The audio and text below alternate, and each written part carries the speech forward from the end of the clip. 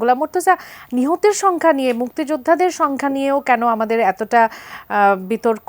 কেন গত 15 বছরে 18,000-এর বেশি ভুয়া মুক্তিযোদ্ধা তৈরি হলো? এখন মুক্তিযুদ্ধ মন্ত্রণালয় যে বিশেষ একটি সুযোগ দিয়েছে, যারা ভুয়া মুক্তিযোদ্ধা ছিলেন তাদের মধ্যে প্রায় 12 জন আবেদন করেছেন তাদের সনদ বাতিলের জন্য। এরকম পরিস্থিতি, মানে সবই কি আসলে রাজনীতিকরণ করা হয়েছে? যুদ্ধের সময় বিশেষ ব্যক্তিদের ভূমিকা আমরা খাটো করেই বা দেখে আসলে কতটুকু ফায়দা হয়? কতটুকু ফায়দা হয়, আপনি যে কথাগুলো বললেন এই কথাগুলো খুব বেদনাদায়ক। যে আমরা তো এই দেশে দেখেছি রাষ্ট্রের সর্বোচ্চ কর্মকর্তারা চাকরি 2 বছর বৃদ্ধি করার জন্যে ভুয়া মুক্তিযুদ্ধের সার্টিফিকেট দিয়ে চাকরি করছে। খেয়াল করে দেখেন, একজন ভুয়া মুক্তিযোদ্ধার সার্টিফিকেট দিয়ে নিজের চাকরিতে সুবিধা নিলেন, সেটা যখন ধরা পড়লো, গণমাধ্যম সেটাকে ধরে দিল যে এরা ভুয়া মুক্তিযোদ্ধা, তাদের কারো বিরুদ্ধে কিন্তু কোনো ব্যবস্থা নেওয়া হয়নি, কোনো পানিশমেন্ট হয়নি, তাদেরকে আরও উল্টো প্রমোশন দিয়ে অন্য জায়গায় বদলি করা হয়েছে, অথবা সে মানে তাদেরকে অবসরের সুযোগ দিয়ে দেওয়া হয়েছে। তো এরকম বহু ঘটনা আছে। আর মুক্তিযুদ্ধের ইতিহাস বা গবেষণা এটা আসলে 2 রকম। একটি হচ্ছে সাধারণ জনমানুষের কথ্য ইতিহাস, মুখের আলোচনার ইতিহাস, আরেকটা হচ্ছে গবেষকদের ইতিহাস।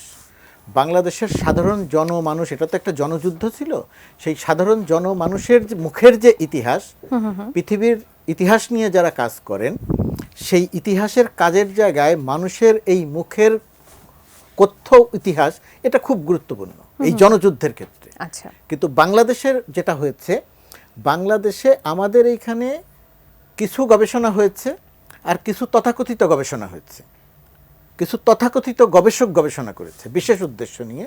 কিন্তু সাধারণ জনমানুষের যে জনযুদ্ধ, সাধারণ জনমানুষের যে কথা, সেই কথাটা ওইভাবে গ্রন্থিত হয়নি যেভাবে হওয়া উচিত ছিল।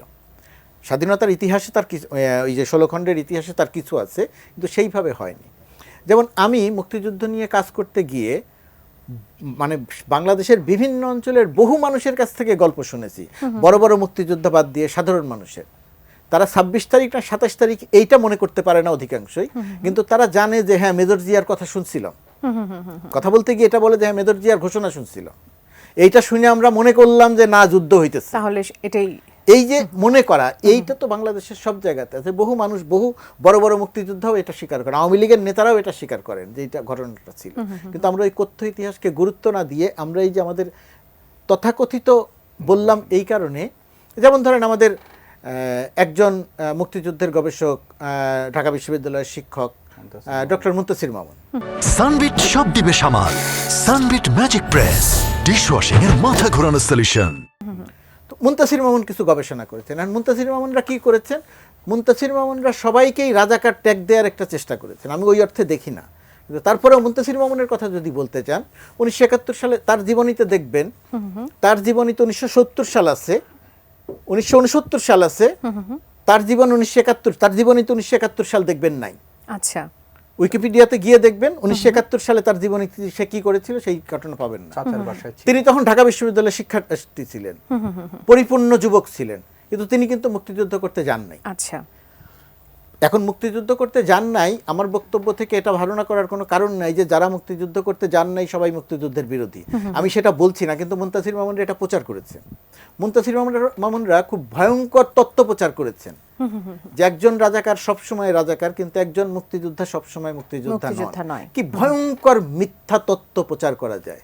ধরুন একজন মুক্তিযোদ্ধা, সেই মুক্তিযোদ্ধা একটা হত্যা করেছে, হত্যাকাণ্ড ঘটিয়েছে, তর্কের জন্য ধরে নিলাম। তো তার মানে কি, ওই মুক্তিযোদ্ধা একটা হত্যাকাণ্ড ধরেছে, এখন পরিচয়টা কি হবে? সে আর মুক্তিযোদ্ধা থাকলো না। 1971 সালে সে অস্ত্র হাতে যুদ্ধ করেছিল, সে সব সময় মুক্তিযোদ্ধা।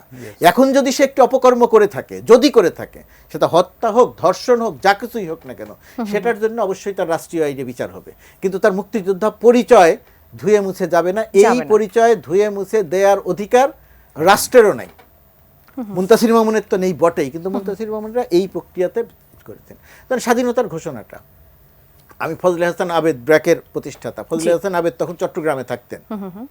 ফজলে হাসান আবেদের মুখ দিয়ে আমি শুনেছি, বইতে লেখা আছে, আমার একটা লেখা বই আছে, সেখানে তিনি বলছেন যে জিয়াউর রহমানের ওই ভাষণটা যখন তৈরি হচ্ছিল তখন থেকেই তিনি জানতেন এবং তিনি জিয়াউর রহমানকে চিনতেন, তখন একজন মেজর। এবং তিনি বলছেন 27 তারিখে, বহু মানুষ বলছেন 27 তারিখে। বিষয়টা 26 তারিখ, এটা বিএনপি একটা ভুল করে, অহেতুক এটাকে সামনে টেনে আনার চেষ্টা করে। 26 তারিখ না 27 তারিখ এটা বিষয় নয়, বিষয়টা হচ্ছে তিনি একটি ঘোষণা দিয়েছেন, ওই মুহূর্তে তিনিই ঘোষণা দিয়েছেন। মুক্তিযুদ্ধের ঘোষককে অবশ্যই তিনি ঘোষক, জিয়াউর রহমান ঘোষক। জি 27 তারিখ যদি আপনি বাদ দেন, 26-27 বিতর্ক থেকে বের হয়ে যান, আপনি 25 তারিখে আসেন, তিনি একজন সোলজার, মেজর। তিনি তার উপরের একজন অফিসারের বিরুদ্ধে, সমগ্র পাকিস্তান সেনাবাহিনীর বিরুদ্ধে বিদ্রোহ করছেন, উই রিভোল্ট, বিদ্রোহ করছেন। তো 7ই মার্চের ভাষণ যেরকম বলা হয় যে এর মধ্য দিয়ে ঘোষণা দেওয়া হয়ে গেছে যুদ্ধ শুরু বা আমরা স্বাধীন হয়ে, এরকম কথা বলা হয়েছে, ব্যাখ্যা বিশ্লেষণে বলা হয়, আমি ওগুলোকে অস্বীকার করি না। কিন্তু একই রকমভাবে 25 তারিখ যে মানুষটি সজ্ঞানে পাকিস্তান সেনাবাহিনীর বিরুদ্ধে বিদ্রোহ করলো, সেই মানুষটি জীবনটাকে তুচ্ছ করেই বিদ্রোহ করেছে। সুতরাং সেই মানুষটি আবার মাঝখানে একদিন পরে গিয়ে স্বাধীনতার ঘোষণা দিচ্ছে, আর আপনি ইতিহাস থেকে সেই সমস্ত মানুষদের মুছে ফেলতে চাই। মুছে ফেলার কোনো সুযোগ আমি আসলে নেই। একবারে জি। শেষ করে দেই, জি। মুক্তিযুদ্ধের সংখ্যা, নিহতের সংখ্যা, শহীদের সংখ্যা 30 লাখ না 30, এইটা মূল আলোচনার বিষয় নয়। 30 লাখ একটা সংখ্যা, যদি এখন গুনতে গুনতে দিয়ে দেখা যায় যে 29,99,000 জন, অথবা 50 লক্ষ, অথবা 1 লক্ষ কম পাওয়া গেল, আর 1 লক্ষ হলো না, এটা একটা প্রতীকী সংখ্যায় পরিণত হয়েছে 30 লক্ষ। আমরা সারা বাংলাদেশে কাজ করতে গিয়ে দেখেছি এই সত্যিকার অর্থেই মুক্তিযুদ্ধে শহীদের সংখ্যা 30 লক্ষেরও অধিক। কিন্তু এই 30 লক্ষ কম না বেশি, সেটা নিয়ে আসলে এটা আসলে বিতর্কের কোনো বিষয় না।